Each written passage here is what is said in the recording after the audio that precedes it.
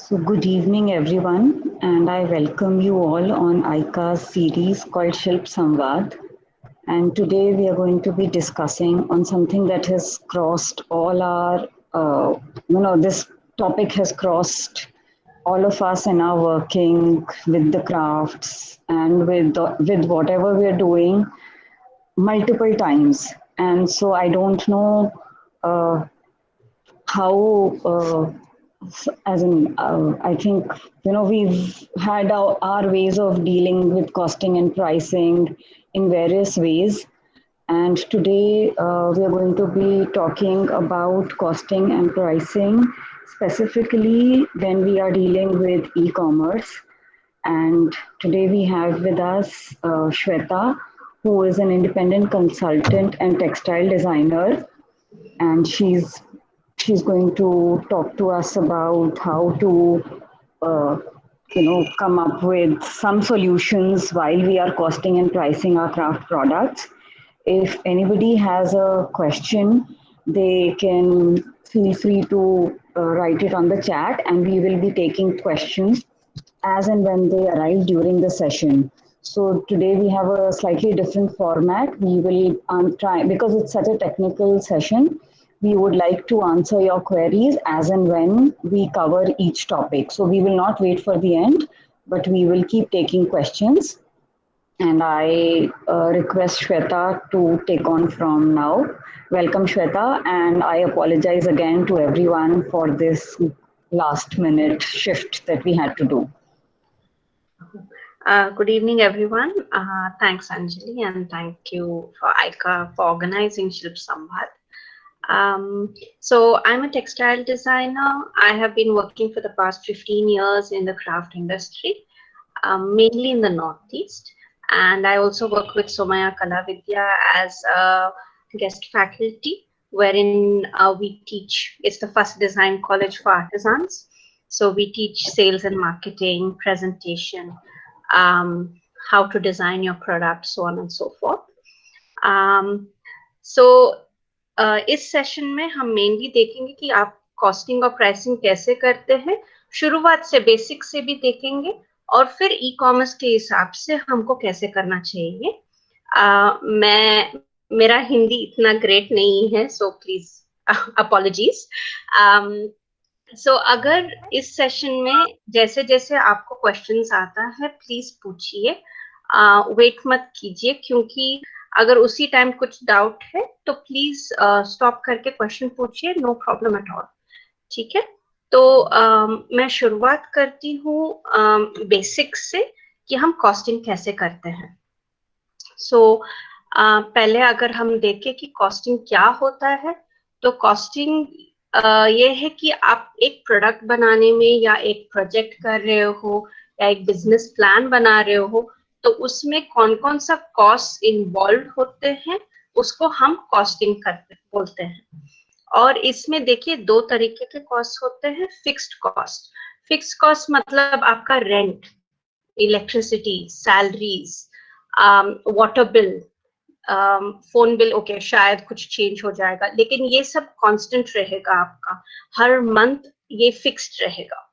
Variable cost ऐसे होते हैं कि आपका रॉ मटेरियल, टाइम कितने लेते हो एक प्रोडक्ट बनाने के लिए, पैकेजिंग का कॉस्ट, ट्रांसपोर्टेशन क्योंकि डिस्टेंस के हिसाब से चेंज होगा.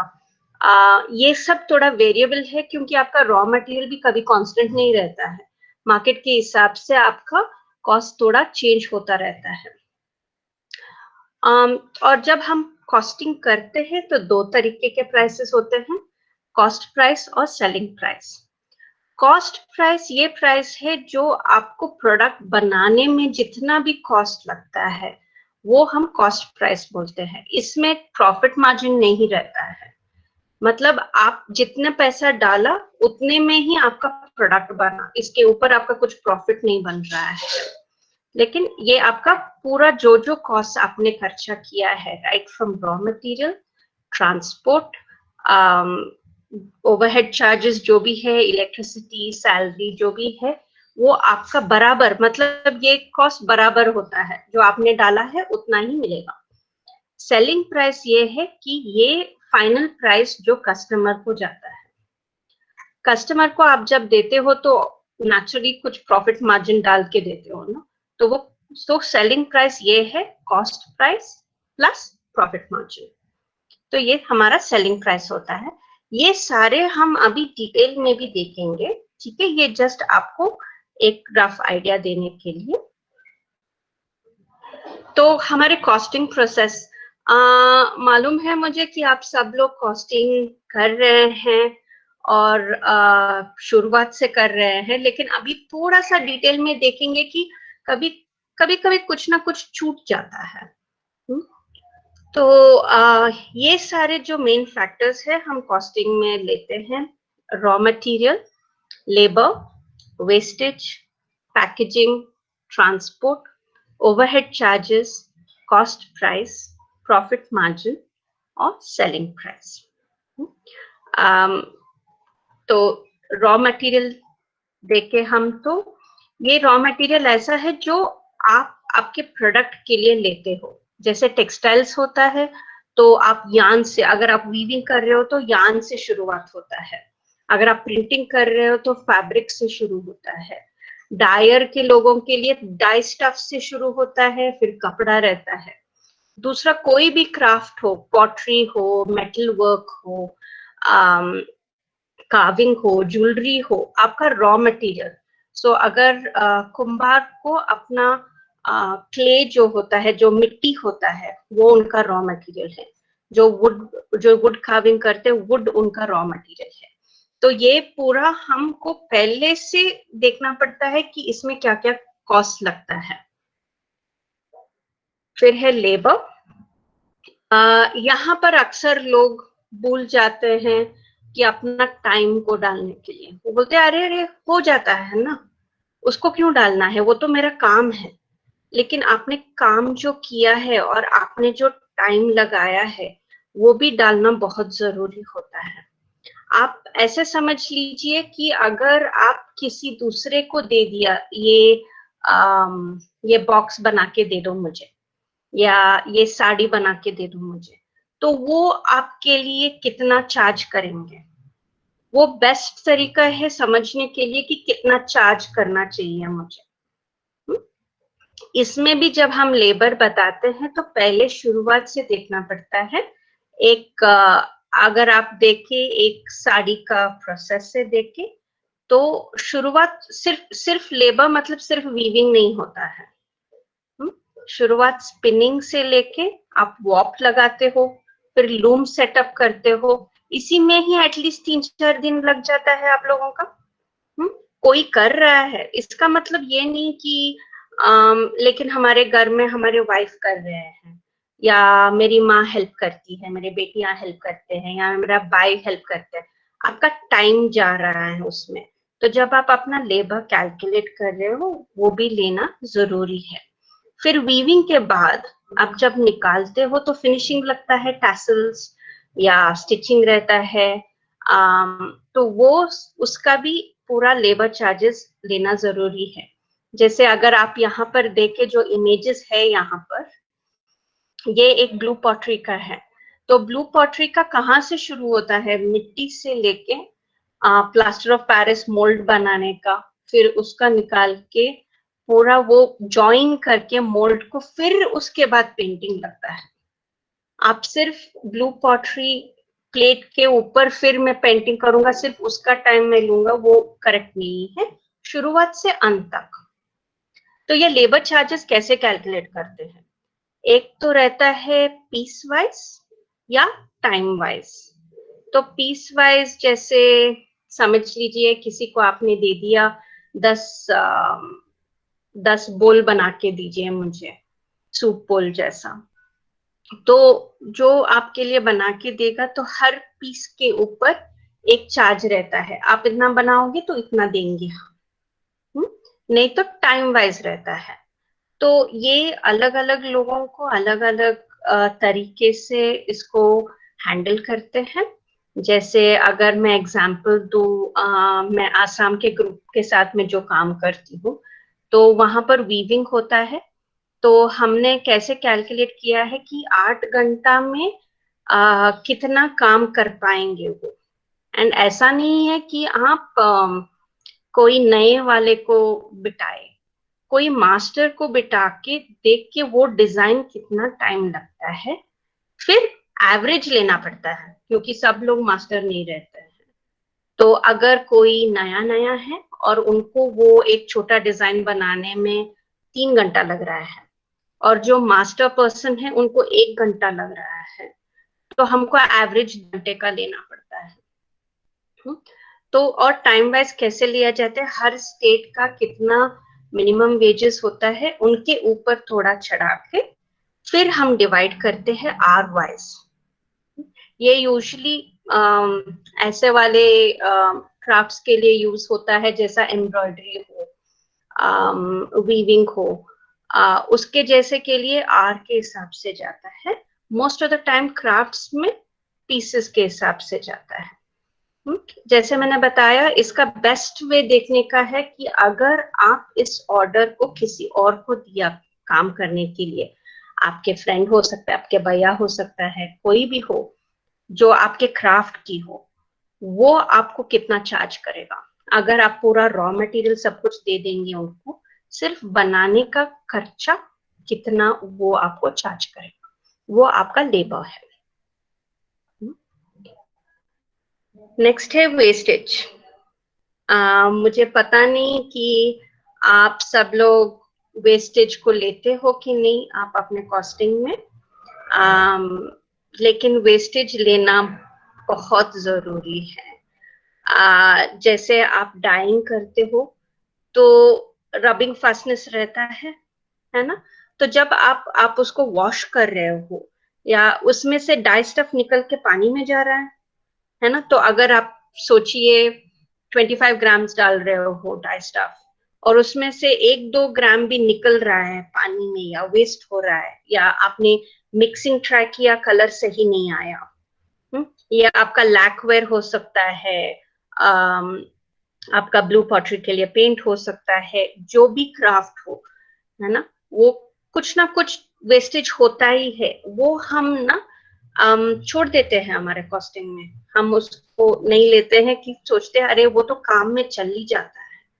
लेकिन वो लेना बहुत जरूरी है। जैसे अगर आप प्रिंटिंग कर रहे हो या पेंटिंग कर रहे हो, आपका जो भी रॉ मटेरियल है, जो कपड़ा आ रहा है आपके पास, या जो कैनवसेस आ रहे हैं आपके पास, अगर उसमें कुछ भी डैमेज है, आपने उसको तो खरीद लिया, आपने उसका पैसा दे दिया है, तो फिर वो वेस्टेज का आपको अपना कॉस्टिंग में लेना जरूरी है, नहीं तो वो हर बार आपको लॉस होता जाएगा। कभी कभार आपका वुड जो रहता है शायद वो वॉर्प्ड हुआ होगा या कुछ डैम्पनेस करके कुछ डैमेज हुआ होगा, वो सब हमको थोड़ा सा बैलेंस करने के लिए हम ये वेस्टेज लेते हैं। स्टैंडर्ड है हम यूजुअली एवरेज 5% लेते हैं वेस्टेज कॉस्टिंग में, ठीक है। फिर नेक्स्ट आता है पैकेजिंग। पैकेजिंग भी देखिए, कभी कभी लोग बोलते हैं अरे एक ही लेबल तो डाल रहे हैं, वो तो क्या 25 पैसा 50 पैसा रहेगा, उसको क्यों डालना है, चल जाएगा। लेकिन ये छोटे छोटे छोटे जो होते हैं, अंत में एक्चुअली एक बड़ा अमाउंट होके वहां पर हमारा लॉस हो सकता है। शायद हमको इमीडिएटली पता ना चले, लेकिन जब हम बाद में देखते हैं तब हमको ये सब कुछ एक्यूमुलेट होके एक बड़ा सा अमाउंट बन जाता है। तो पैकेजिंग में क्या क्या आता है, आपका लेबल्स, आपका स्टिकर्स, अगर आप पॉटरी या मेटल वर्क या कुछ कर रहे हो तो आप उसके लिए कुछ बबल रैप डाल रहे होंगे। हाँ, आप एक सिंपल सा ब्राउन पेपर बैग में डाल रहे होंगे, लेकिन वो भी आपने एटलीस्ट 1 रुपी 2 रुपी तो दिए होंगे वो बैग के लिए, है ना। और बॉक्सेस, क्योंकि हम ज्यादातर ई कॉमर्स का ही बात कर रहे हैं, आपका पैकेजिंग यहाँ पर बहुत जरूरी होता है, क्योंकि आपका पैकेजिंग अगर सही नहीं होता है तो जब तक आपका सामान कस्टमर को पहुंचता है, वो किस हालात में होगा, कौन सा कुछ गीला हो गया होगा या कुछ फट गया होगा, तो आपका पैकेजिंग सही होना जरूरी है। तो अगर पैकेजिंग सही होना है तो उस पर खर्च करना पड़ता है। तो जब आप उस पर खर्च कर रहे हो, वो आपका कॉस्टिंग आपके हर प्रोडक्ट में आना जरूरी है। नेक्स्ट है ओवरहेड चार्जेस। ये देखिए, ये ओवरहेड चार्जेस जो हम बताते हैं, ये वेरी होता है हर किसी के लिए। वो आपके अपने अपने स्टैंडर्ड्स रहते हैं, अपने अपने स्केल रहता है कि आप कितने कर रहे हो। अगर मैं एग्जांपल दूं तो अगर कोई अपने घर में बैठ के वुड कार्विंग कर रहा है, ठीक है, और अगर मैं आपको पूछूं कि अच्छा आपका रेंट और आपका इलेक्ट्रिसिटी वो सब कौन दे रहा है, आप बोलेंगे अरे घर का तो है, मैं उसको क्यों लूं ना। बट अगर वो बिजली नहीं है, अगर आप रेंट नहीं दे रहे हो घर के लिए, आप वहां पर बैठ के तो काम तो कर रहे हैं ना। तो वो सारे रिसोर्सेस आप उपयोग कर रहे हो, पानी से लेके बिजली, रेंट, फोन बिल। आजकल कोई अपना फोन बिल देखते हैं? हुँ? हमारे अगर हम लोगों का ही सब किसी का भी फोन बिल देके उसमें कितने सारे मार्केटिंग कॉल्स रहेंगे, कितने सारे फॉलो अप कॉल्स रहेंगे कि हाँ ये Shweta, क्या। Shweta, there is a question where they are asking price tag is also included. तो आप एक बार फिर से बता दीजिए कि क्यों प्राइस टैग रखना की कॉस्टिंग लेना जरूरी है। ओके, सो जब आप प्राइस टैग, सो इसका मतलब आप पैकेजिंग में देख रहे हैं, जब आप प्राइस टैग डाल रहे हो, देखिए मिनिमम कॉस्ट भी देखो तो भी इट विल बी 25 पैसा या 50 पैसा, है ना।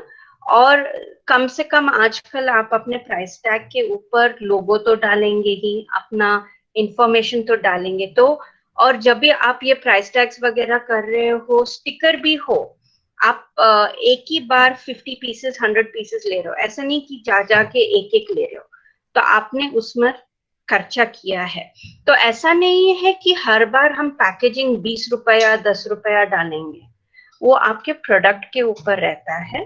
फॉर एग्जाम्पल अगर मैं सिंपल सा नैपकिन ले लूं, 4 नैपकिन में डाल रही हूँ और उसको एक टैग डाल रही हूँ एक एक नैपकिन पे, और उसको एक एनवेलोप में डाल रही हूँ, तो मैं हर नैपकिन पे शायद 1 रुपया डालू। ऐसा नहीं कि इतना ज्यादा लगाए, ठीक है। लेकिन लेबल्स वगैरह का भी लगाना बहुत जरूरी है। जैसे मैंने बताया, आपको लग रहा होगा कि 25 पैसा है 50 पैसा है, फर्क नहीं पड़ने वाला है। बट स्पेशली आप जब होलसेल, एक्सपोर्ट्स या जो भी बल्क ऑर्डर्स कर रहे हो ना, एज इट इज जब मार्जिन कम रहता है, ये सारे सारे छोटी चीजें पूरा एडअप हो जाते हैं। और बाद में हमको लगेगा अरे पैसा हाथ में क्यों नहीं है, या एक्चुअली ये छोटे छोटे चीज एडअप होते हैं। तो हम यूजली लेबल्स वगैरह का उतना जितना है हम डिवाइड करते हैं जितना भी प्रोडक्ट्स होगा। I hope that answered it, Anjali. Yes. या so Shweta, we can't see your screen. Can you? okay, not able to. No. Just one second. Hmm.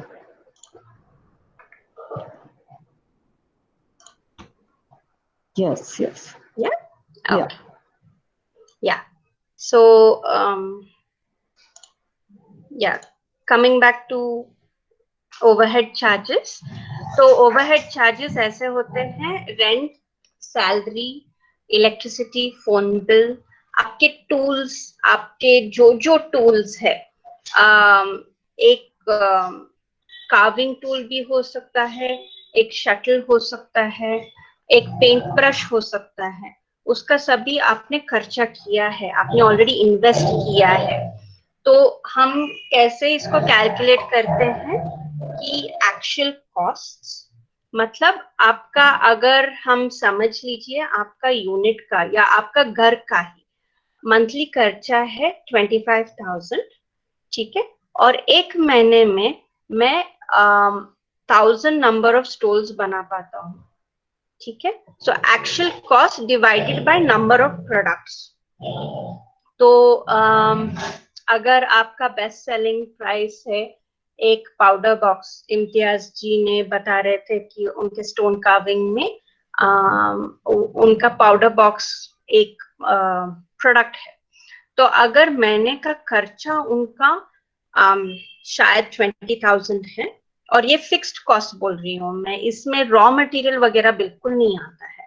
अगर आपका घर का रेंट 5,000 है, इलेक्ट्रिसिटी बिल कुछ 500-600 आ रहा है, पानी का बिल कुछ आ रहा है, ये सब मिला के जितना भी आ रहा है महीने के खर्चा, और इम्तियाज जी शायद एक महीने में अगेन 1000 पीसेस बना पा रहे हैं ये पाउडर बॉक्स का। तो ये 20,000 या अभी 25,000 ही लेते हैं, 25,000 बाय 1000 पीसेस लिया तो 25 रुपीज पर प्रोडक्ट हमको ऐड करना पड़ता है, या परसेंटेज में लिया तो 2.5%। अगेन ये हम क्यों लेते हैं, क्योंकि हर प्रोडक्ट के लिए हम कैलकुलेट नहीं कर पाते हैं कि बिजली का मैं कितना डालूं इसमें, रेंट का मैं कितना डालूं इसमें, ऐसा करने में थोड़ा मुश्किल होता है। तो एवरेज इंडस्ट्री स्टैंडर्ड के हिसाब से 10 to 15% लेते हैं हम ओवरहेड कॉस्ट्स में, 10% तो मिनिमम लेते हैं, ओके। लेकिन ये आपके पूरा ऑपरेशन के साइज के हिसाब से जाता है, मतलब जितने कितने लोग हैं आपके साथ काम कर रहे हैं। अगर इतने सारे लोग हैं तो क्या आप अपना वर्किंग शेड के लिए अलग से रेंट दे रहे हो। जैसे अगर कोई वुड कार्विंग कर रहा है या प्रिंटिंग कर रहे हैं तो उनका वर्कशॉप अलग होता है ना, घर में नहीं कर सकते। तो जब वर्कशॉप अलग होता है तो वर्कशॉप का क्या क्या खर्चा है एक एक प्रोडक्ट में निकालना जरूरी है। तो यही आपका ओवरहेड चार्जेस है। इंडस्ट्री स्टैंडर्ड के हिसाब से 10 to 15% हम लेते हैं। इसमें मैंने लिखा नहीं है ट्रांसपोर्ट में, लेकिन ट्रांसपोर्ट आपको लेना बहुत जरूरी है। हमको पता नहीं चलता है कि हम कितना भागदौड़ कर रहे हैं। आप अगर थोड़ा सोचिए तो आप अपने घर से रॉ मटेरियल लेने के लिए जा रहे हैं, रॉ मटेरियल से घर आ रहे हैं, लेके आ रहे हैं। अगर आप अलग और दूसरे लोगों से के साथ काम कर रहे हो तो उनके घर घर जाके आप उसको डिस्ट्रीब्यूट कर रहे हैं, फिर वहां जाके उन लोगों से वापस अपने घर लेके आ रहे हो, फिर आपके यहाँ से कस्टमर को जा रहा है। तो इसमें आप अगर सोचिए, ठीक है आप बोल सकते हैं अरे मेरा खुद का गाड़ी है चल जाता है, ऐसा नहीं है कि मैं ऑटो ले रहा हूँ या बस ले रहा हूँ ना, लेकिन आप अपने गाड़ी के लिए भी फ्यूल डाल रहे हो ना, आप पेट्रोल या डीजल डाल रहे हो अपनी गाड़ी के लिए, तो उसका खर्चा भी निकलना जरूरी है। शायद आपको लग रहा होगा कि मैं हर किसी का ये बोल रही हूँ, लेकिन सच्ची में अगर आप ये नहीं डालते हो तो एक्चुअली आपका प्रॉफिट मार्जिन से वो निकलता जाता है और आपको पता नहीं चलता है। श्वेता, एक क्वेश्चन है, machine maintenance cost is also included, there yes asking for example yes screen printing में जो भी मशीन है। करेक्ट, सो वो सब आपके ओवरहेड चार्जेस में आ जाता है। तो इसलिए हम 10 to 15% रखते हैं कि आपका स्क्रीन मेंटेनेंस कॉस्ट हो, मशीनरी मेंटेनेंस कॉस्ट हो, क्योंकि शायद वो हर महीना ना हो, may be every 1 or 2 months हो, या once in 3 months, once in 6 months, जो भी मेंटेनेंस होता है आपका, कुछ भी टूल्स है, ठीक है, वो सब आप अपने ओवरहेड चार्जेस में उसको आप रिकवर कर पाए। तो ऐसा नहीं है कि हमने शुरुआत में सब कुछ नया था तो मैं क्यों डालूं, मेंटेनेंस का पहले दिन से डालना जरूरी है, क्योंकि स्पेशली आजकल के मार्केट में और आपके क्राफ्ट में कभी कुछ क्या हो जाता है, टूल्स अगर टूल्स कुछ बिगड़ गया, लूम कुछ खराब हो गया, सडनली ये खर्चा वगैरह आ जाता है। तो वो सब आपके ओवरहेड चार्जेस में कवर हो जाता है।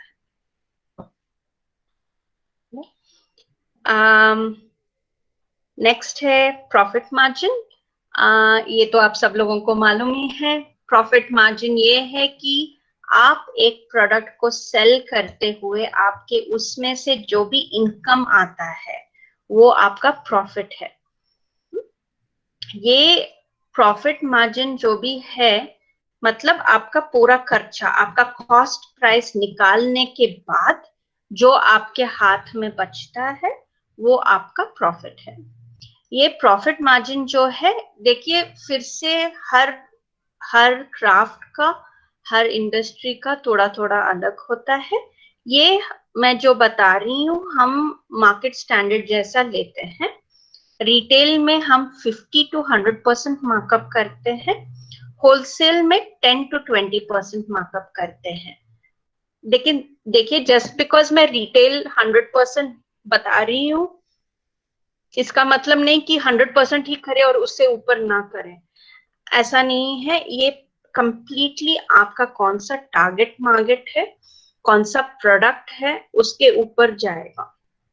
आपका प्रॉफिट मार्जिन का फैक्टर्स ये है कि आपका डिजाइन कितना अलग है, कितना यूनिक है, उसको बनाने में कितना टाइम लगा, मार्केट में क्या रेट्स चल रहा है और आपका टारगेट मार्केट कौन सा है।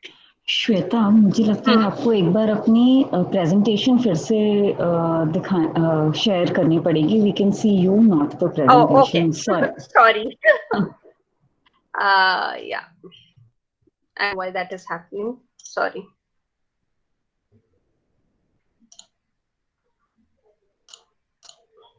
Is it visible? Yes, Hello? yes, it is, it is, it is, yeah. So sorry, so profit margin के बारे में जैसे मैंने बताया, ऐसा नहीं है कि मैंने बताया 50 to 100% तो हमें 100% करके चुप रहना है।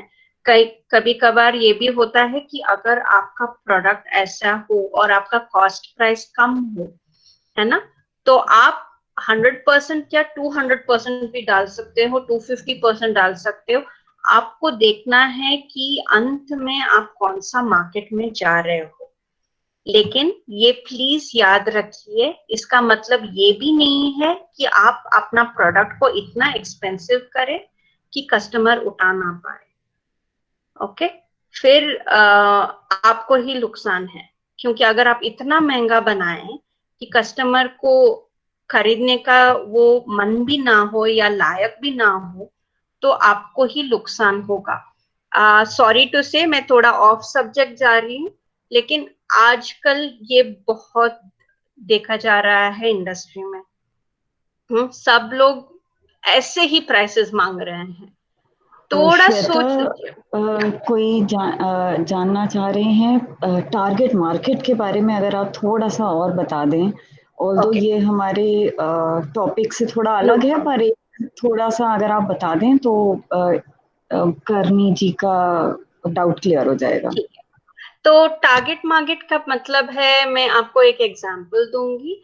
मैं एक ग्रुप बागलकोट में इलकल साड़ी वीवर्स के साथ काम कर रही थी। तो उनके लोकल मार्केट में उनके साड़ी मैक्सिमम 400 to 500 रुपीज में बिक रहा था। ये प्रॉपर कॉटन साड़ीज है। ओके, 400 to 500 में ही बिक रहे थे और वो लोग बहुत उदास थे कि इतने ही करके हमका क्या फायदा, 3 दिन जाता है एक साड़ी बनाने में। तो हम लोगों ने उनको बॉम्बे लेके गए एक एग्जीबिशन के लिए। सेम साड़ी 5,000 में बिक्री हुई। तो ये आपका टारगेट मार्केट का डिफरेंस है। जो लोकली आप जो सेल करते हो वो अलग रहता है।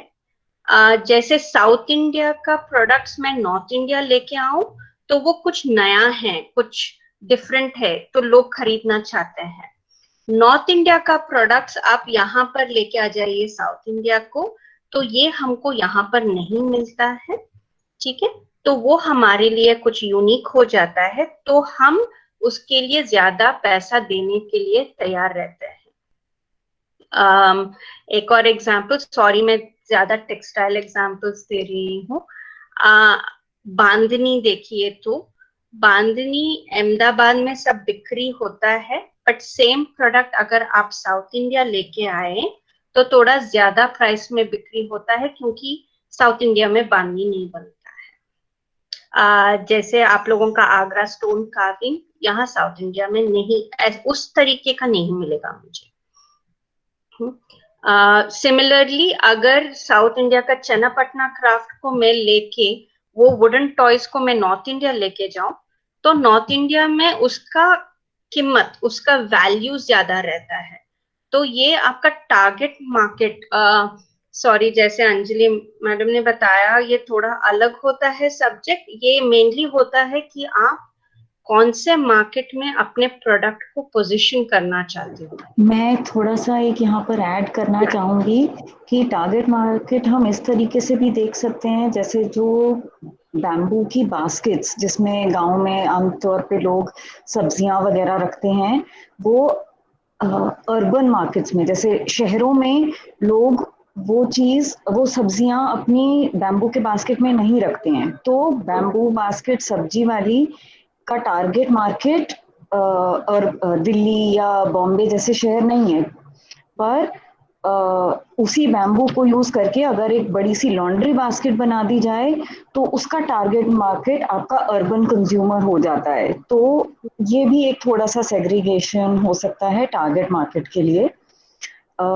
ये एक सजेशन अच्छा है, हम एक और सेशन इस पे कर सकते हैं। तो मुझे लगता है श्वेता, हम आपके प्रेजेंटेशन को कंटिन्यू करते हैं।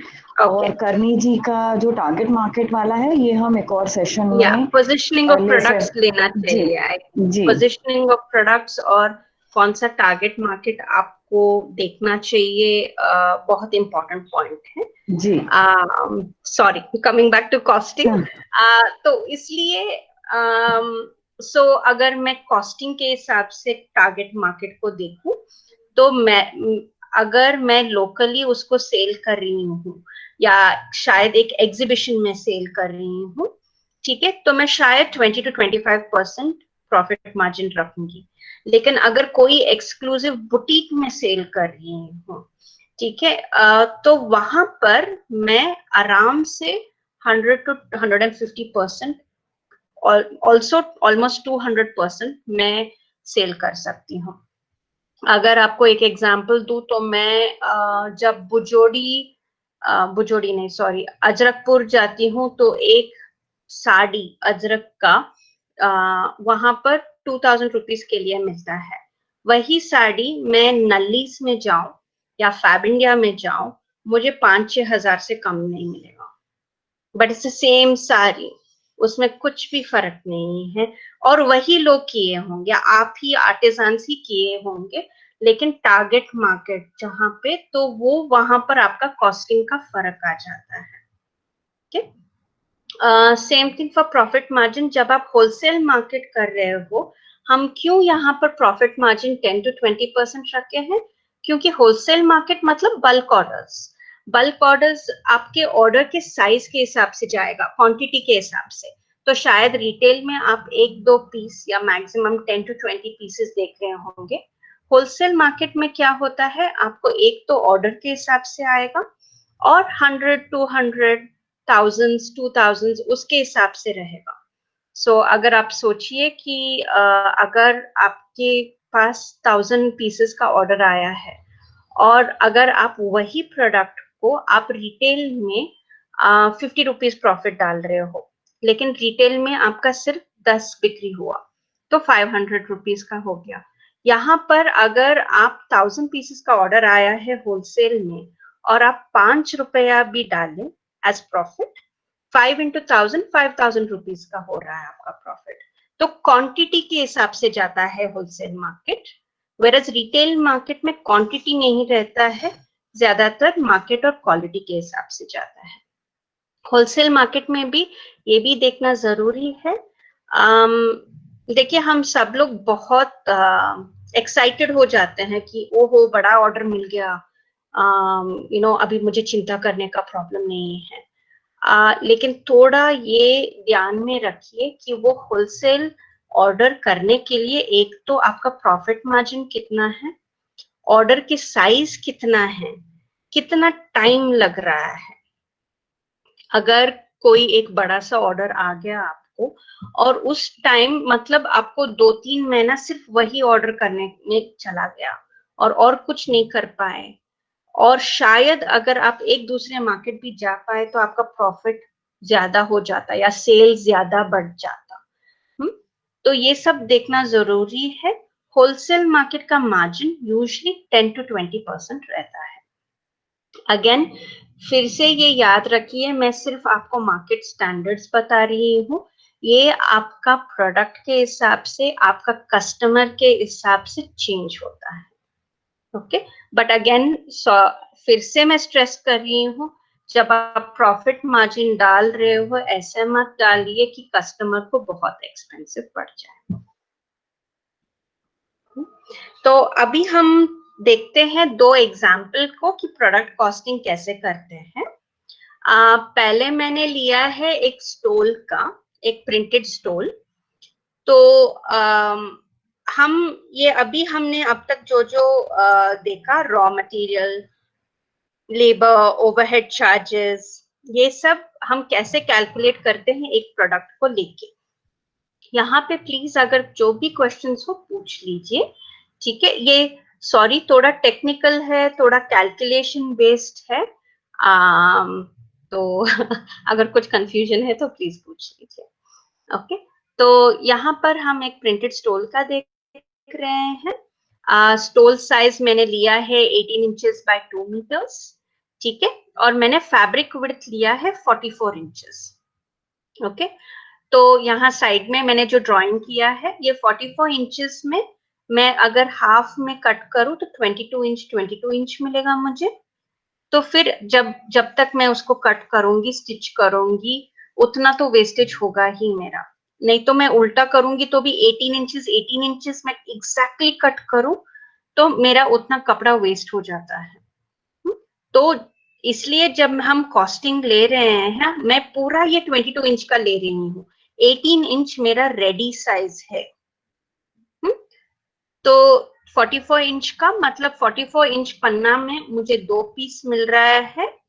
तो इसका कॉस्ट पर मीटर मैंने लिया है 190 रुपीज पर मीटर। तो इसका मतलब 2 मीटर के लिए 380 रुपीज हो गया। 2 मीटर में मुझे 2 स्टोल मिल रहे हैं, तो एक स्टोल का फैब्रिक कॉस्ट है 190 रुपीज। तो यहाँ पर देखिए मैंने आपका टेबल बना दिया है। यहाँ पे फैब्रिक का कॉस्ट 190 रुपीज, इसका printing cost 100 rupees, stitching cost मतलब चारों कोना स्टिच करने के लिए 5 रुपया, लेबल और पैकेजिंग देखिए यहाँ पर मैंने सिर्फ 2 रुपया लिया है, क्योंकि यूजुअली हम एक क्लॉथ लेबल कुछ डालते हैं या साइज लेबल डालते हैं, या कभी कभी साइज लेबल रहता है और वॉश केयर लेबल रहता है। तो मैंने सब कुछ मिला के 2 रुपया दिया है। मैंने जो जिसका कॉस्टिंग दिया है उस स्टोल को एक लेबल डालते हैं और एक प्लास्टिक कवर में उसको पैक करते हैं, ठीक है। तो वो दोनों मिला के मैंने 2 रुपीज लिया है, तो उसका टोटल हुआ 297, ठीक है। फिर मैंने वेस्टेज 5% लिया है। वेस्टेज 5% इसलिए, जैसे मैंने बताया, शायद जब आप टेलरिंग कर रहे हो तो कुछ थ्रेड बिगड़ जाएगा, जब प्रिंटिंग कर रहे हो फैब्रिक डैमेज हो या डाई स्टफ का कुछ वेस्टेज हो, पानी का वेस्टेज हो, हाँ वो सब हमने वेस्टेज 5% लिया है। ये 297 का 5% है, सॉरी। फिर ओवरहेड्स, ओवरहेड्स जैसे मैंने बताया, मैंने इंडस्ट्री स्टैंडर्ड लिया है 10%। ओके, ये 29.7 हो गया। तो मेरा टोटल कॉस्ट प्राइस है 341.55। ये कॉस्ट प्राइस देखिए, जितना आपने डाला है ये उसका खर्चा है, इसमें इसके ऊपर आपको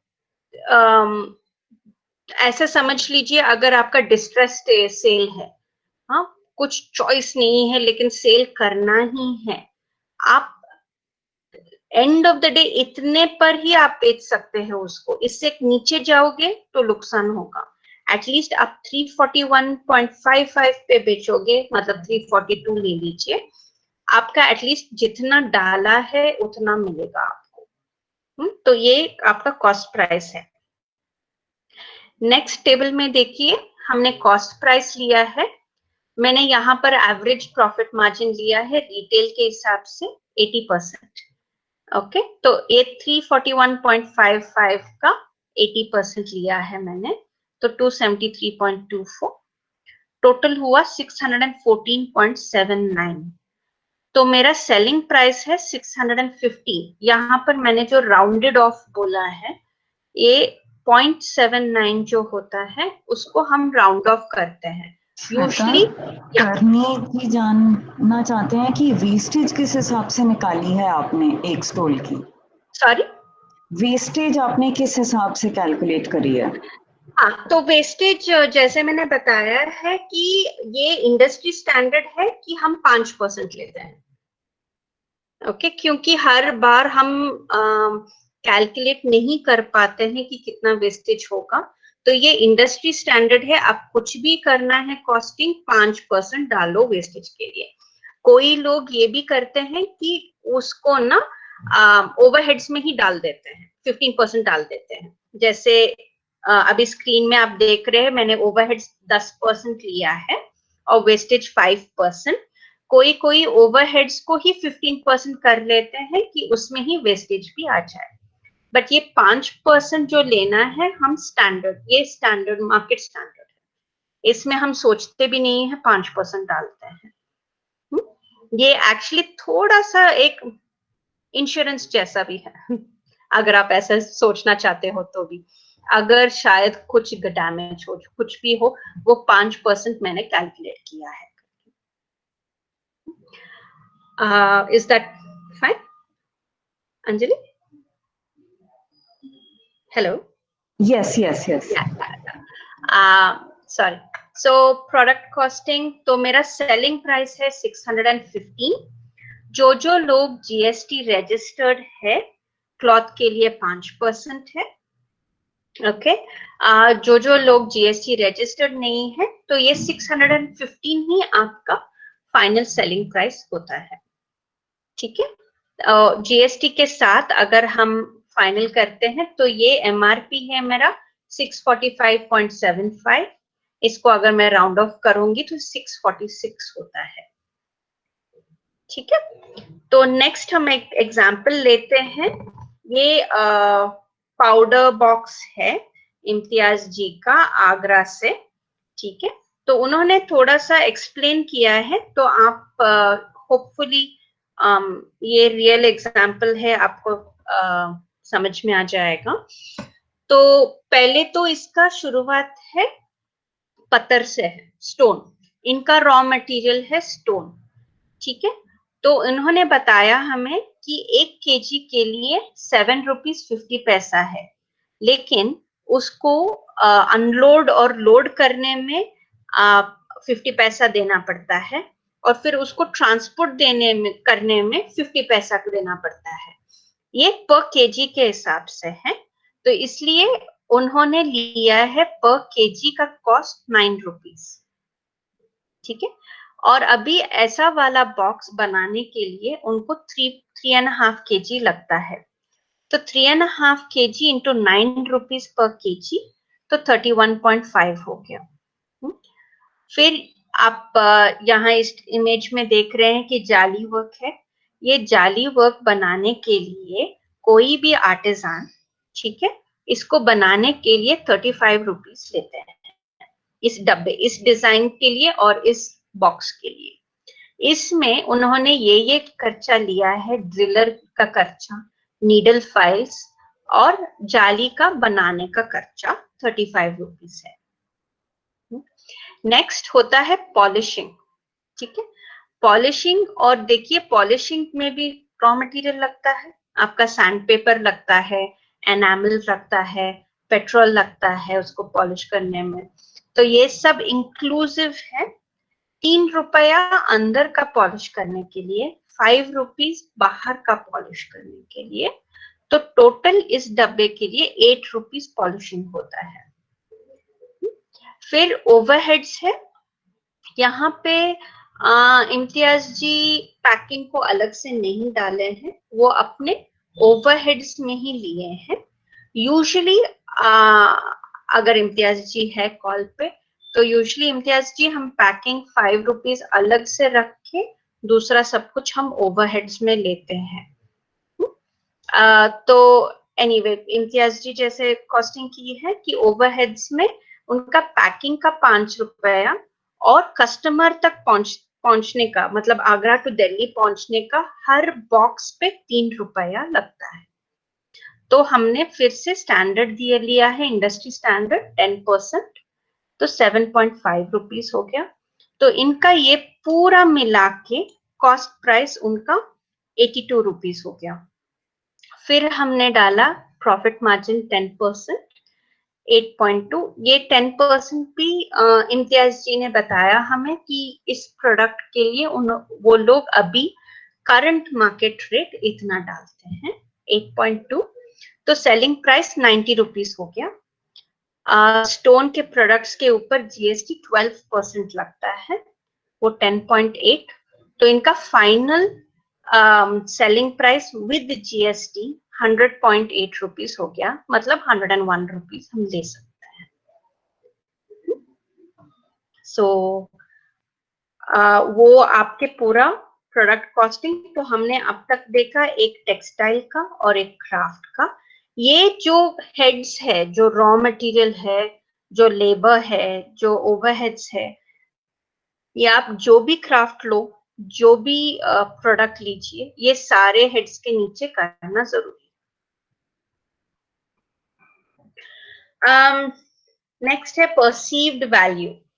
ये बहुत इंपॉर्टेंट है।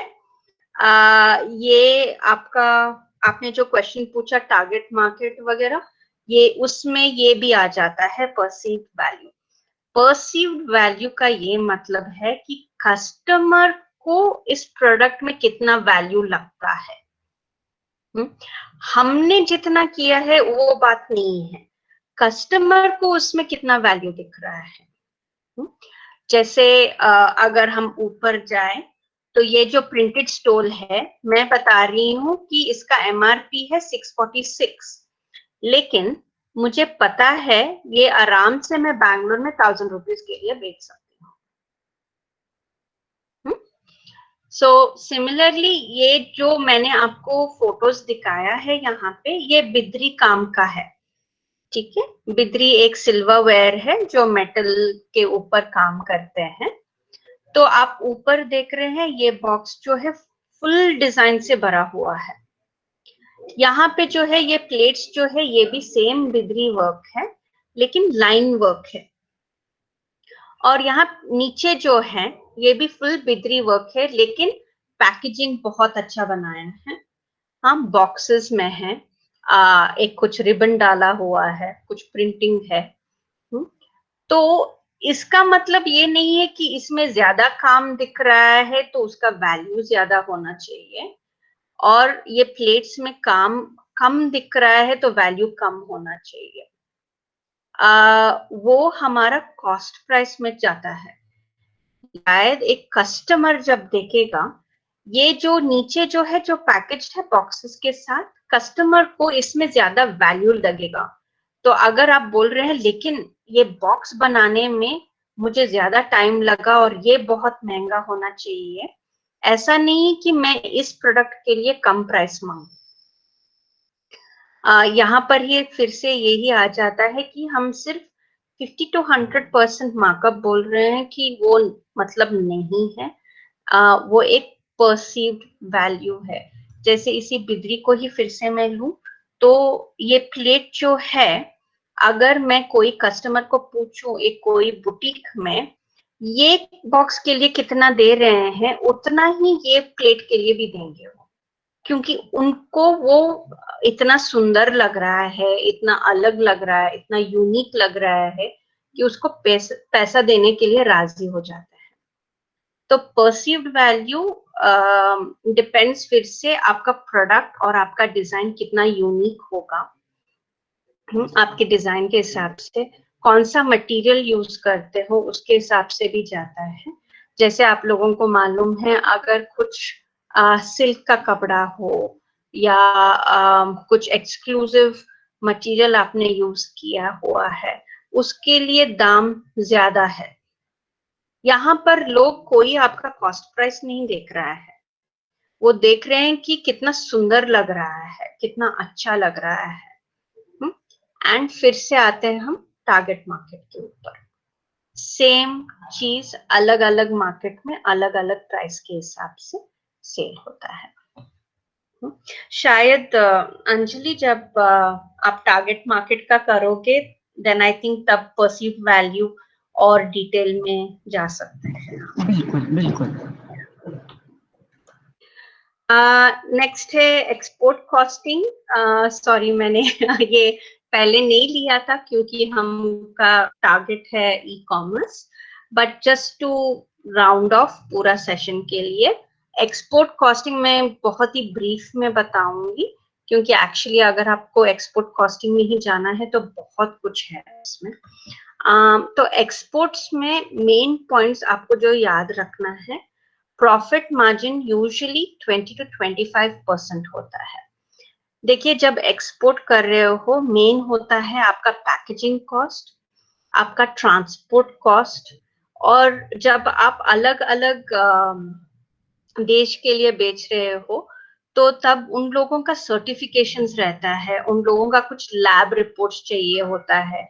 जैसे यूएस में लेड मेटल बैंड है, तो अगर आप कुछ भी बेच रहे हो, शायद वो कुछ इयररिंग्स भी हो, वो मांगते हैं कि लैब रिपोर्ट दिखाइए कि इसमें ये लेड नहीं है। तो ये सब देखना आपको बहुत बहुत जरूरी है। यूजुअली हम क्या करते हैं जब एक्सपोर्ट ऑर्डर्स होते हैं, पैकेजिंग कॉस्ट और ट्रांसपोर्ट कॉस्ट हम ट्राई करते हैं, कोशिश करते हैं कि क्लाइंट, जो भी आपका एक्सपोर्ट क्लाइंट है, वो खुद अरेंज करे और वो खुद उसके लिए पे करे। वो आपके प्रोडक्ट के प्राइस से कुछ भी लेना देना नहीं है। आपका सिर्फ ट्रांसपोर्ट कॉस्ट देखना है कि आपके घर से या आपके वर्कशॉप से कुरियर के आदमी तक कैसे पहुंचाना, वो आपके ओवरहेड्स में कवर होना चाहिए। लेकिन इंडिया से वो जहां जो भी देश है भेज रहे हो, वो क्लाइंट के ऊपर यूजुअली रहता है कि द क्लाइंट अरेंजेस, क्योंकि यूजुअली उन लोगों का खुद का एक्सपोर्टर्स रहते हैं। तो ये एटलीस्ट मुझे लगता है फॉर श्योर ये आपको कंफर्म करना ही चाहिए कि पैकेजिंग एंड ट्रांसपोर्ट एक्चुअल्स पे रहेगा। मैं बिल दूंगी, उसका आप पैसा देंगे। Transport should be arranged by the client. ये सर्टिफिकेशन कॉस्ट और लैब रिपोर्ट्स भी यूजुअली हम क्लाइंट को बताते हैं उसका कॉस्ट बेयर करने के लिए। मुझे पता है यहाँ कुछ कुछ बड़े बड़े ब्रांड्स भी है डोमेस्टिक मार्केट में ही, कि मांगते हैं कि नहीं प्रोडक्शन सैंपल जो भी है आप लैब रिपोर्ट दे दीजिए, मुझे चेक करना है कि आपने एज ऑफ यूज किया है कि नहीं। तो यूजुअली वो हम प्रोड्यूसर के ऊपर पड़ जाता है कि हम उसका कॉस्ट बेयर करें। लेकिन बल्क ऑर्डर भी हो या एक्सपोर्ट भी हो, ट्राई कीजिए कि आपका क्लाइंट उसका कॉस्ट बेयर करे। नेक्स्ट है करेंसी एक्सचेंज। ये थोड़ा सा डिबेटेबल है। यूजुअली क्या करते हैं, जब पीओ साइन करते हैं, जब परचेस ऑर्डर आपके साथ साइन कर रहे होते हैं, तब उस टाइम पे कौन सा क्या करेंसी एक्सचेंज रहता है वो रेट को डालते हैं। ठीक है, अगर आप एक्सपोर्ट्स में जाना चाह रहे हो तो अगर आप जाके गूगल करेंगे तो पता चल जाएगा कि आज के रेट में $1 कितना रुपए होता है, £1 या €1 कितना रुपी होता है, वो आपको देखना पड़ता है। हम थोड़ा सा कैसे उसको सेफगार्ड करते हैं कि हमारा परचेस ऑर्डर में हम रुपीस में भी डालते हैं, सिर्फ उनके करेंसी में नहीं, क्योंकि at least at the end of the day हमारा जो कॉस्ट है वो हमको मिलना चाहिए। लेकिन ये करेंसी एक्सचेंज यूजली जब आपका परचेस ऑर्डर साइन होता है तब जो कन्वर्जन रेट रहता है वो रहता है। अंजलि, अगर आप में से कोई करेंसी एक्सचेंज के बारे में बताना चाहते हो तो बता दीजिए। मुझे लगता है कि उसके लिए भी हम एक अलग ही अलग सेशन ही करें। सेशन, या इसमें बहुत सारे बहुत डिटेल्स है सारी करेंसी चीजें उसमें होती हैं, काफी पेपर वर्क किया जाता है, बैंक ट्रांसफर का कुछ चार्जेस होते हैं ट्रांजैक्शन डिटेल्स, या जी। तो मुझे लगता है कि अभी हम अगले स्लाइड पे ही चलते हैं। एंड दूसरी बात है एक्सपोर्ट्स में पेनल्टीज प्लीज जरूर याद रखिए। जब आप अपना कॉन्ट्रैक्ट साइन कर रहे हो तो पेनल्टीज देख लीजिए। आज इंडिया में भी डोमेस्टिक मार्केट्स बल्क ऑर्डर्स में भी आपका बहुत सारी पेनल्टीज रहते हैं, है ना, कि अगर इतने टाइम तक आपने डिलीवरी नहीं किया तो इतना परसेंटेज आपका कट हो जाएगा। तभी भी लगता है चलेगा 5% तो ही है, लेकिन वो 5% बहुत भारी पड़ जाता है जब आपका मार्जिन कम रहता है। एंड एक्सपोर्ट ऑर्डर जो भी हो 50% एडवांस के बिना काम शुरू ही मत करो, ये हमारा एक्सपीरियंस है। और अगर आप मांगते हो तो देते हैं। हम लोग ना क्या कर लेते हैं कि डर जाते हैं कि अगर मैं मांगूंगा तो वो ऑर्डर नहीं मिलेगा या कुछ मुश्किल हो जाएगा। प्लीज पूछ के तो देखिए, फिर थोड़ा नेगोशिएट कीजिए, लेकिन पूछना जरूरी है कि 50% एडवांस। ओके, सॉरी, मैं एक्सपोर्ट कॉस्टिंग में और ज्यादा ये नहीं ले रही हूँ क्योंकि ये एक अलग सब्जेक्ट ही है।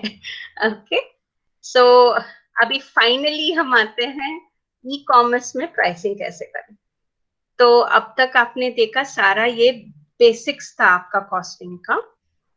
ये जब आप रिटेल करते हो या होलसेल करते हो तो वहां जाके तो ये मेनली डायरेक्ट कस्टमर्स रहते हैं, है ना।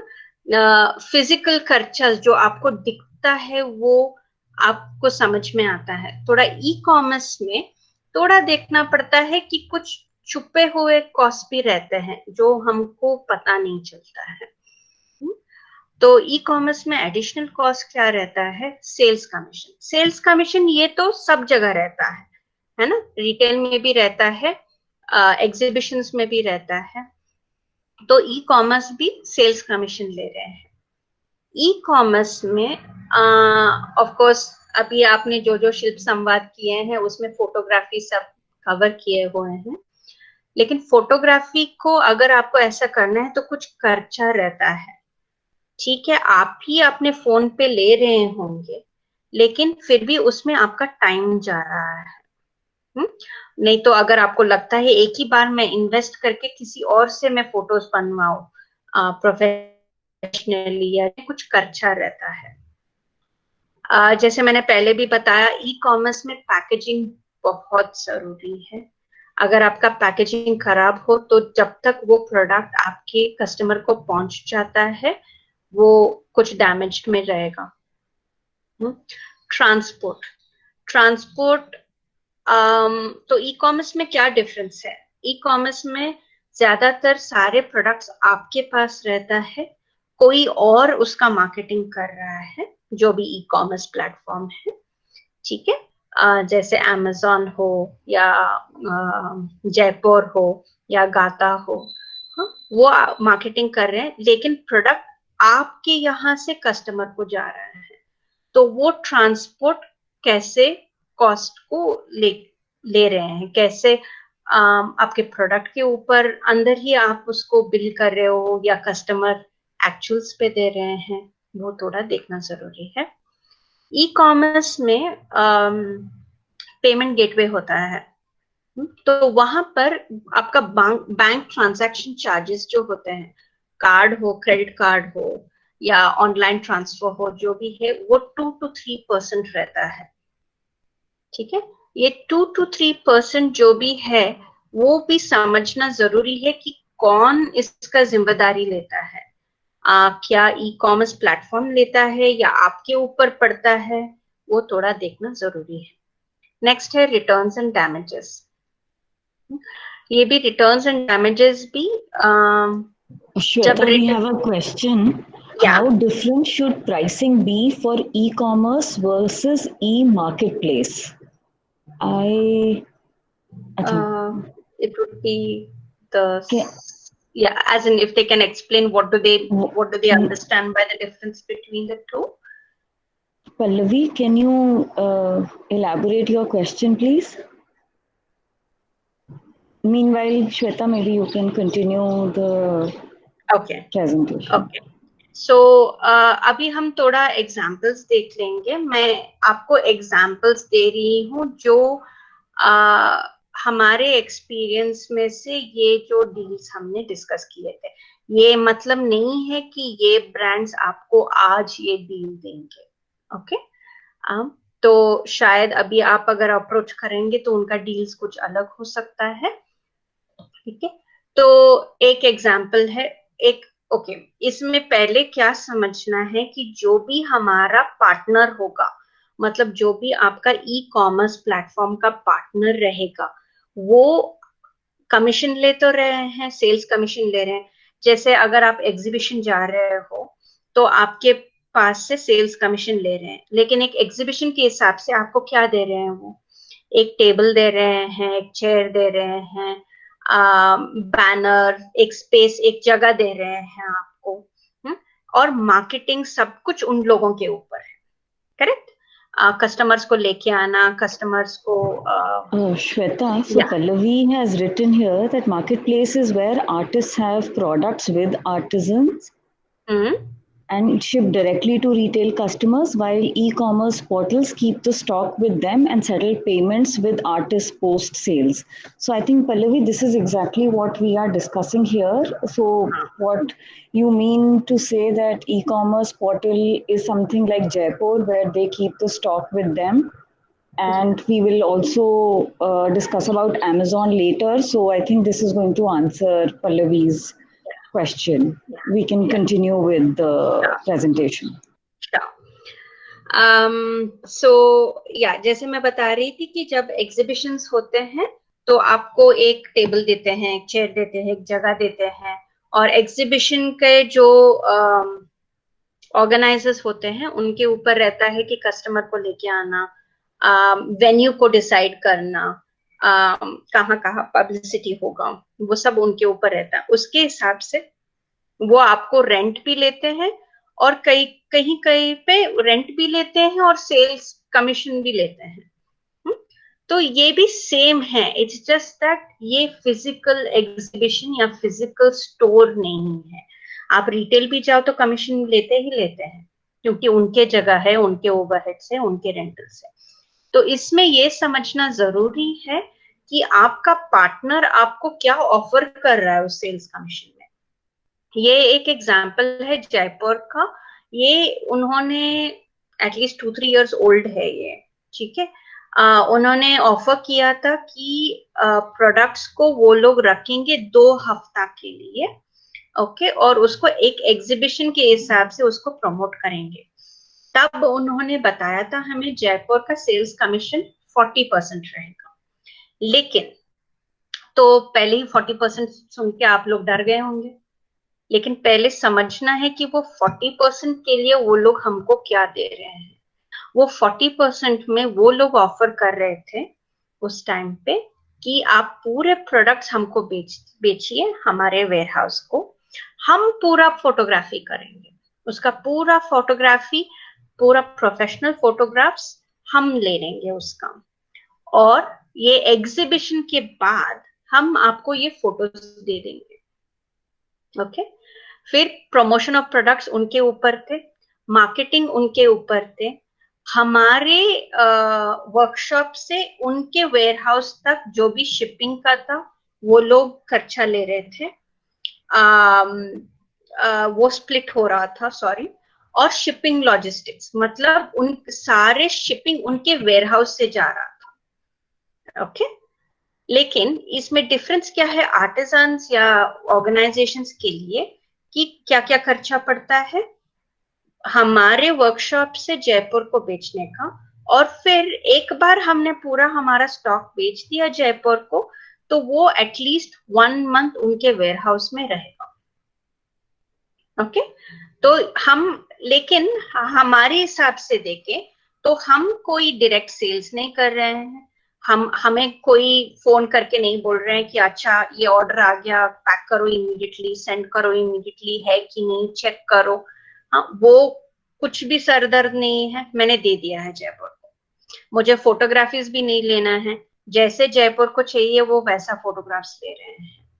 मुझे सिर्फ खर्चा हो रहा है कि मेरे वर्कशॉप से मैं जयपुर को बेच रही हूँ।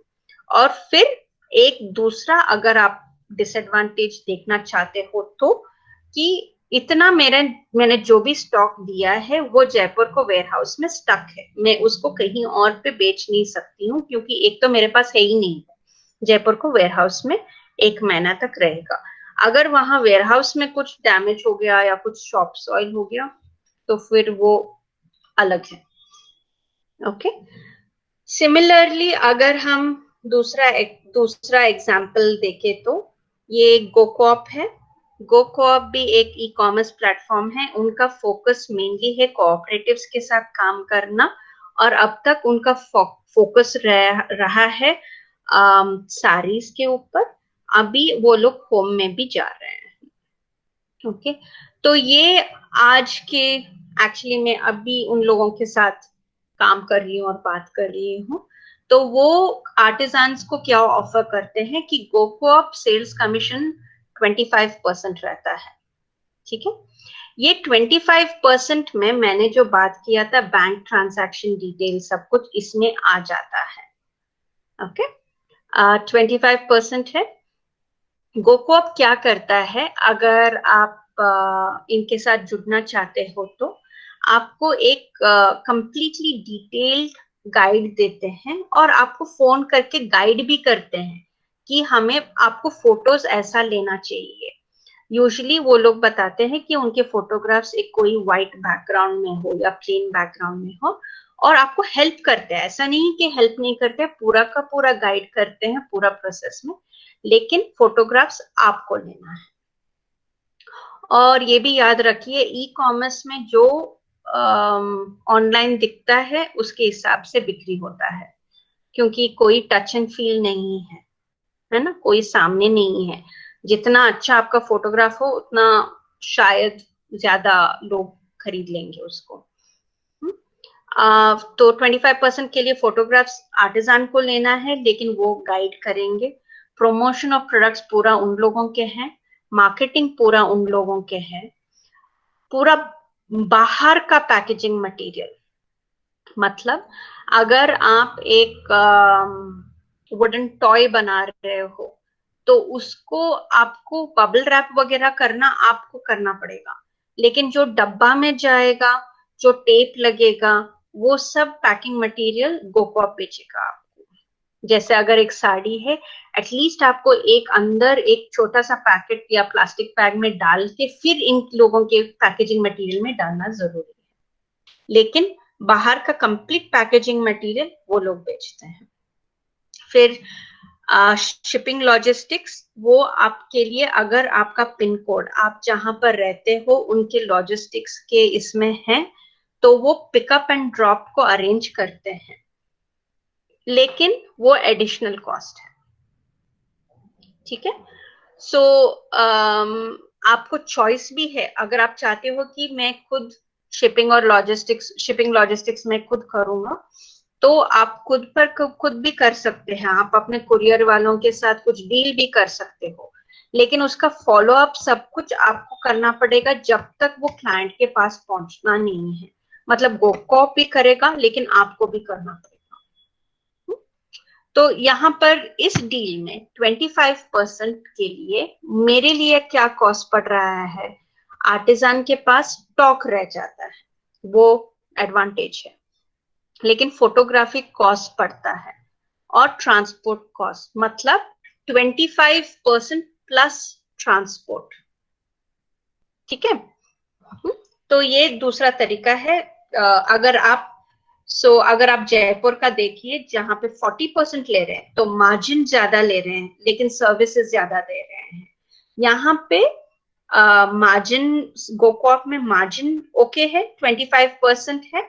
हाँ, कुछ उनके तरफ से भी काम है, मेरे तरफ से भी काम है। अभी जो रिसेंट लॉन्च जो हुआ है अमेजोन कारीगर, ठीक है, अमेजोन कारीगर first look, okay, first look जब हम देखें तो 8% है। तो अभी आप सोच रहे होंगे 40% से 25%, 8%, ये तो मस्त हो गया, है ना, सिर्फ 8% ले रहे हैं। लेकिन हिडन कॉस्ट्स 8% है, फिर कुछ क्लोजिंग फी है, कुछ ट्रांसपोर्ट एक्चुअल्स पे है। और ये अमेजोन कारीगर आपको पूरा एक टेबल देते हैं कि आपके प्रोडक्ट के हिसाब से क्लोजिंग फी कितना होता है, ट्रांसपोर्ट कितना होता है, वो सब वो आप लोगों को बताते हैं। लेकिन अगर हम अंदाजे से कैलकुलेट किए तो ये एक्चुअली 8% प्लस क्लोजिंग फी प्लस ट्रांसपोर्ट अप्रोक्सीमेटली 20% ही आता है, 20% प्लस जीएसटी। ठीक है, यहाँ पर गोकोऑप में it is 25% inclusive of GST, यहाँ अमेजोन कारीगर में 20% प्लस जीएसटी, लेकिन ये अप्रोक्सीमेट है, ये एक्चुअली 8% प्लस क्लोजिंग फी प्लस ट्रांसपोर्ट है। तो अमेजोन कारीगर इसके लिए क्या ऑफर कर रहे हैं, ये लोग भी आपको गाइड करते हैं कैसे फोटोग्राफ्स लेना चाहिए, प्रमोशन करते हैं, मार्केटिंग करते हैं, शिपिंग का वो भी अरेंज पिकअप एंड ड्रॉप करते हैं, और जैसे बताए हैं शुरुआत में ही ट्रांसपोर्ट एक्स्ट्रा है ऑन एक्चुअल्स। कॉस्ट आर्टिजान के हिसाब से स्टॉक तो रहता ही है आर्टिजान के पास, लेकिन देखिए जब आप कुछ भी ई कॉमर्स के लिए दे रहे हो, स्टॉक आपके पास रहता है, लेकिन आप थोड़ा साइड पे रखना भी पड़ता है, क्योंकि अगर आप उसको बेच दिया तो आपका इन्वेंट्री प्रॉब्लम हो जाता है। तो वो फिर से it's a different subject all together, product inventory. तो कॉस्ट इंकर्ड बाय आर्टिजन्स, फिर से स्टॉक आता है, फोटोग्राफी कॉस्ट्स और सॉरी एंड ट्रांसपोर्ट। ठीक है, देखिए जब आप ई कॉमर्स प्लेटफॉर्म ये भी देख रहे हैं, सिर्फ आप सेल्स कमीशन देख के, वो एक फैक्टर है जो आपको डिसाइड करने के लिए है। दूसरा फैक्टर ये भी देखना चाहिए कि सॉरी, फिर से coming back to target market, कौन आपको ऐसा वाला मार्केट दे सकता है जहां पर आपका प्रोडक्ट ज्यादा बिक्री हो। शायद जैसे मुझे पता नहीं है गाता कितना चार्ज करता है परसेंटेज का, बट से शायद एज एन एग्जांपल जयपुर में ज्यादा परसेंटेज ले रहे हैं, लेकिन वहां पर मैं 20 पीसेस बेच पाया विद इन 10 डेज। ठीक है, और दूसरा कोई साइट में 10% ले रहे हैं, लेकिन 10 डेज में सिर्फ 2 ही पीस बिक्री हुआ मेरा। तो वो भी देखना जरूरी है कि कौन कितना प्रमोशन कर रहे हैं, क्राफ्ट के हिसाब से कौन सा आपके लिए सूटेबल मार्केट है, सिर्फ सेल्स कमीशन के हिसाब से मत जाइए। तो अगर हम पूरा एक बार देखें तो जब भी आप कोई एक ई कॉमर्स प्लेटफॉर्म के लिए देख रहे हो तो ये कुछ पॉइंट्स आपको याद रखना जरूरी है।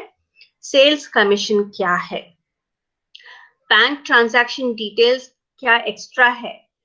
फॉर एग्जाम्पल अगर 25% है, तो अगर बैंक ट्रांजैक्शन डिटेल्स एक्स्ट्रा है तो 25% प्लस 2.5% वो 27.5% हो जाता है। ये हमको याद रखना जरूरी है हमारा कॉस्टिंग में। तो ये पूछना, ये क्वेश्चन पूछना प्लीज भूलिए मत। फिर आया पेमेंट टर्म्स, क्रेडिट पीरियड और कंसाइनमेंट या आउटराइट परचेस। ठीक है, कभी कभार ये भी होता है, और ये आपको हो रहा होगा भी होलसेल ऑर्डर्स में भी, कि 45 डे पीरियड क्रेडिट पीरियड रहता है। तो सब लोगों का पेमेंट टर्म्स थोड़ा पूछ लीजिए। किसी किसी का होता है कि हर महीना हम सेटल कर देते हैं, आप इस महीने में कितना भी सेल किया है उसको हम सेटल कर लेते हैं।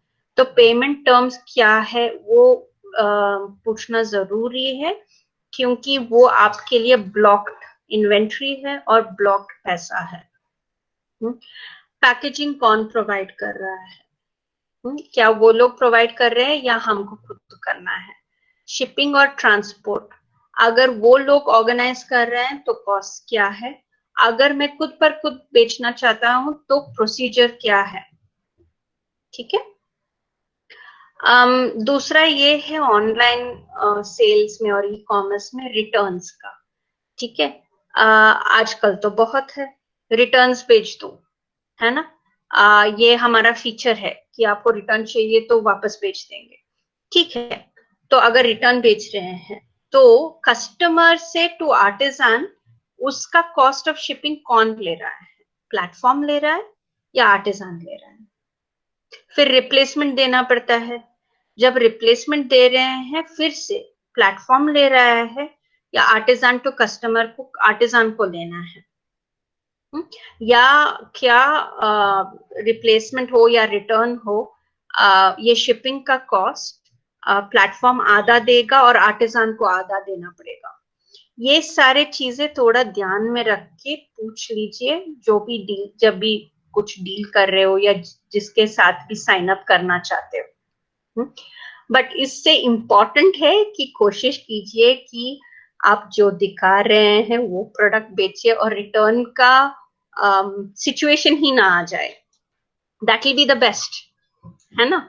अगर हम जो दिखा रहे हैं, जो क्वालिटी दिखा रहे हैं वही बेचे तो इट्स गुड, कस्टमर भी खुश रहेगा। बट अगर ऐसा कयामत आए कि रिटर्न्स आए और रिप्लेसमेंट करना पड़ता है तो फिर आपको पता होना जरूरी है कि इसका कॉस्ट स्पेशली शिपिंग का कौन बेयर करता है। ठीक है। दूसरी बात है discount sales and free deals. ये तो बहुत चल रहा है। अभी तो अमेज़न का शुरू होने वाला है, अभी 1 महीने के लिए फ्लिपकार्ट का शुरू होने वाला है, दिवाली सेल्स, दसरा सेल्स शुरू होने वाला है। तो ये डील क्या है? जब भी कोई डिस्काउंट करते हैं, यूजुअली क्या करते हैं प्लेटफॉर्म, अगर वो बता रहे हैं कि 10% डिस्काउंट तो 5% प्लेटफॉर्म लेता है अपने ऊपर रिस्पॉन्सिबिलिटी और 5% आर्टिसान को पूछते हैं कि आप लोग भी कम करो। लेकिन आपको ये और हर बार पूछते तो है कि देखिए हम ऐसा डिस्काउंट सेल करना चाहते हैं लेकिन ये डील होगा, क्या आप इसमें हिस्सा लेना चाहते हो कि नहीं? ऐसा नहीं है कि वेबसाइट में एक डिस्काउंट सेल डाल दिया तो आपको पूछने बगैर आपका भी प्रोडक्ट डाल देंगे उसमें, वो नहीं करेंगे। हाँ, लेकिन हर बार वो डील समझना जरूरी है, क्योंकि अगर आपने प्रॉफिट मार्जिन समझ लीजिए 60% रखा है और फिर डिस्काउंट सेल का 10% है और वो 5% ले रहे हैं तो आपको 5% लेना पड़ेगा, तो फिर आपका प्रॉफिट मार्जिन 55% हुआ, 5% कम हो गया। तो ये देखना जरूरी है क्या आपके कॉस्टिंग में आपने उतना बजट दिया है कि नहीं, कि आप कुछ कम कर पाए कि नहीं। और फ्री प्रोडक्ट्स भी डालते हैं तो क्या, तो ये प्रमोशन के हिसाब से it's a very good thing. लेकिन जब भी आप कुछ भी प्रमोशन कर रहे हो, जब भी कुछ मार्केटिंग कर रहे हो, तो इसका, क्योंकि ये दूसरे प्लेटफॉर्म से हो रहा है तो कौन इसका क्या एटलीस्ट आधा कॉस्ट को तो देंगे। तो ये सारे discount sales and free deals situation के हिसाब से और डील के हिसाब से जाता है। ठीक है। तो ये है पूरा। अगर कोई भी क्वेश्चंस हो तो पूछ लीजिए। ठीक है। सॉरी ये थोड़ा ज्यादा टेक्निकल सेशन हुआ आप लोगों के लिए, बट अगर कुछ भी है तो प्लीज पूछिए।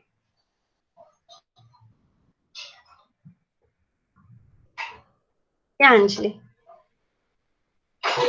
So we have a question here. What would you suggest to keep in mind for a newcomer who chooses e-commerce for the first time to sell her products?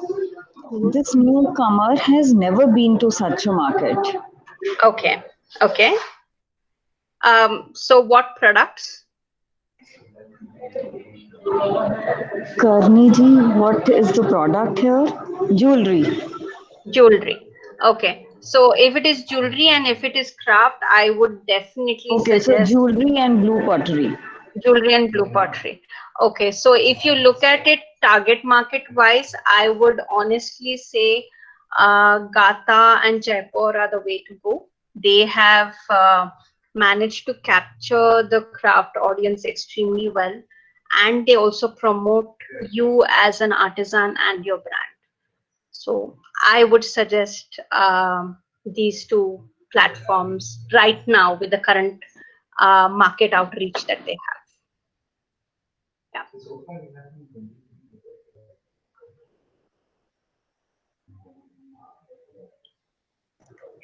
Are there any more questions from our audience?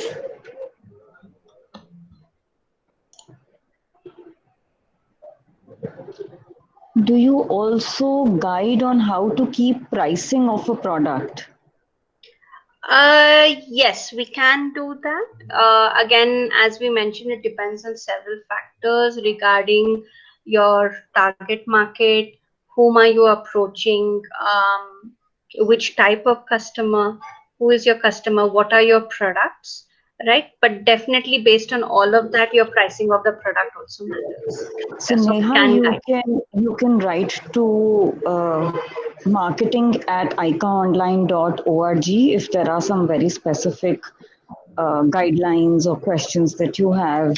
You know, it's a very generic question that you've asked, so it is difficult to answer like this.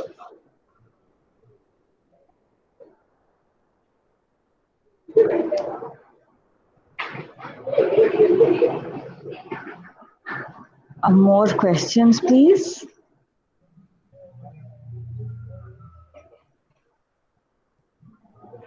I'm sorry, Anjali, I didn't realize I went No, way over your time limit. No, that's as long as you know the topic is so complex. So I really appreciate you explaining things in so much detail, and everybody is also appreciating this. Neha has written this, Karniji has written this. So No problem. I'm glad it's helping. So if there are no questions, then I Sure. think we'll end now. And thank you, Shweta, so much Thank you so much. for your patience and all our audience for the last minute technical glitch and staying with us throughout the session. So thank you, everyone. And please follow us on our social media for our upcoming sessions and everything that we do at ICA. Sure. So thank you, Yeah. Thank you Shweta. so much. Thank you for And having me, thank and you, I hope it helped everyone. everyone. Yeah, Yeah. thank you. Thank you. Thanks. Okay. Bye.